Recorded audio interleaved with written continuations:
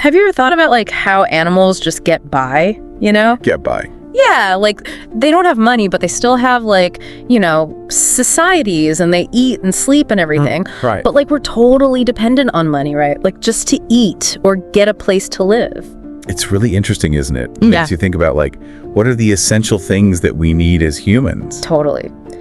So today we're going to deep dive into this whole idea. Okay. So we'll look at, how animals do it without any money. Mm-hmm. Then we'll explore like how humans ended up needing it. Okay. And then, the big question is like, could we actually do better without money? Right. Or would everything just fall apart? We'll cover like all sorts of stuff, survival, social structures, how it affects our lives. I think that's a great approach. And to help us, we're going to look at this debate. Okay. It's called life with money versus life without money. Gotcha. Yeah. And they look at it from both sides, like the animal world and the human world. Makes sense. And we'll break down all the key arguments and stuff so you can really get it. Awesome. So like, let's just start with animals. Okay. Like, how do they pull it off? Pull it off. Living without money? I mean, think about it. Right. A bird doesn't need to like budget for building a nest. Yeah, it's pretty amazing when you think about it. They just get everything directly from nature. Like it's all built in. Yeah, food, shelter, even the skills to survive. Yeah. It's all instinct. There's no like trading or anything involved. It's true. Like a beaver doesn't need to get a bank loan to build a dam. Right. It just uses what's around it. Wood, mud, whatever it can find. And they just know how to do it. It's wild. Or like, a cheetah doesn't pay for its food. Oop. It just hunts. Exactly. Yeah. Pure skill and effort. Like when they need food, they go get it. And what about social animals? Like they must have some system. They do. Take hyenas, for instance. Okay. They hunt together, and then they all share the food. Nobody's getting paid or anything. That's so different from us. Right. Their whole society is based on like helping each other out. It's all about survival as a group, not like making money. It makes you wonder how we got so hooked on money. Yeah, like what happened? So if animals do just fine without it, why do we need it so much? Well, if you look back at history, it probably started when humans started getting better at different things. Like specializing. Yeah. Like at first they probably just got stuff and shared it like animals. But then people started focusing on specific skills or making certain things. So like trading started happening more. Exactly. Like, I'll give you some berries if you make me a spear. Exactly. Bartering. And it worked okay in small groups. But like, what if you don't need berries at that moment? That's the problem with bartering. It's hard to find someone who wants what you have and has what you want at the same time. It's like a puzzle. Right. So money kind of solved that problem. Yeah, it became like a common thing that everyone valued. So you didn't have to barter directly? Exactly.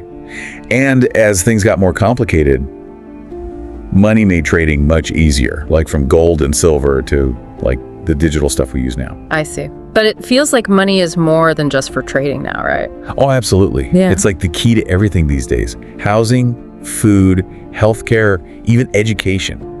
It all revolves around money. Like we're trapped in this system. It kind of feels that way sometimes, doesn't it? Yeah, and is that really a good thing? That's a really deep question.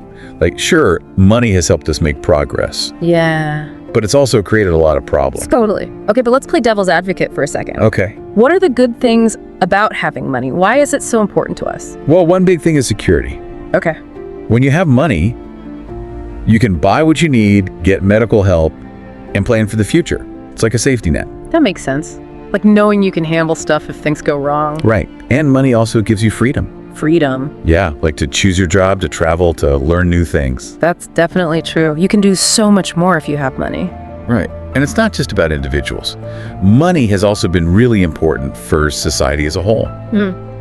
How so? Well, think about all the big advancements we've made. Scientific discoveries, new technologies, better medical treatments. Right. And all the infrastructure we have, like hospitals, schools, roads, all that stuff takes a lot of money and coordination. Yeah, you need a way to pay people and organize these huge projects. Exactly. And on a smaller scale, money makes life easier for most of us. How?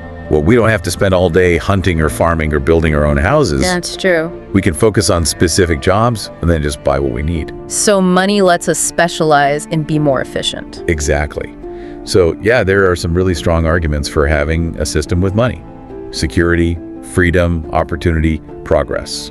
It's compelling, but then I think back to animals and it's like they manage just fine without any of this. Right. So could there be some benefits to not having money? Potentially. Yeah. I mean, one thing you notice about animals is they don't seem stressed about money. No mortgages, no bills, no worrying about retirement. They just focus on what they need right now. It sounds so peaceful, just living in the moment without all that financial pressure. Yeah. And remember how we talked about how animals cooperate? Mm-hmm. Well, maybe if money wasn't so important, humans would be more likely to help each other out too. It's a nice thought, like sharing resources and supporting each other more. Right. Imagine a world where it's about collective well-being, not just individual wealth. Sounds idealistic, but how would that actually work in the real world? Like, our society is so complex. That's the challenge, isn't it? Yeah, like how would you run healthcare, education, or transportation without money? Yeah, those are all huge systems. Exactly. And we can't just copy animals because their needs are much simpler than ours.